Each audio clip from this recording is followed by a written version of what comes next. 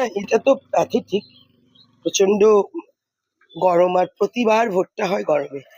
জানেন, আমাদের নেত্রী বারংবার এটা নিয়ে বলেছে যে অন্তত সিজনটা যদি দেখে করা হয়। ৩ জনকে আমরা হারিয়েছি, বোধহয় গোটা বাংলা জুড়েই অনেকে। আমার পঞ্চমীতে এইমাত্র খবর পেলাম, ভোট দিয়ে যাওয়ার পথে পড়ে গিয়ে মানে আহ, পড়ে মারা গেল। সকালে একটা আমরা দীঘা বুথে দেখলেন ১২ নম্বর সরিষাখোলা, আবার তার পাশেই ১১ নম্বর উচাহার, সেখানেও একজন মারা গেছে। এটা তো খুব দুঃখের, বেদনার। সঙ্গে সঙ্গে আমি নির্বাচন কমিশনকে বলবো, দেখুন যেখানে বুথ ১০০ মিটারের মধ্যে, তার কোনো ছাউনির ব্যবস্থা করেননি, বা কোনো স্টেট স্টেট গভর্নমেন্টের কাছে সেরকম কোনো অর্ডারও নেই। মানে আমরা আমাদের তরফ থেকে জল ফল দূরে রেখেছি, সে ১০০-২০০ মিটার দূরে।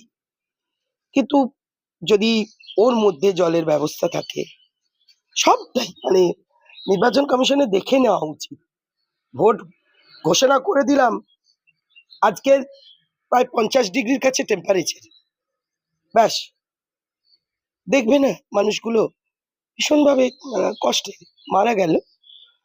আমরা ওদের পাশে আছি, সমবেদনা জানাচ্ছি।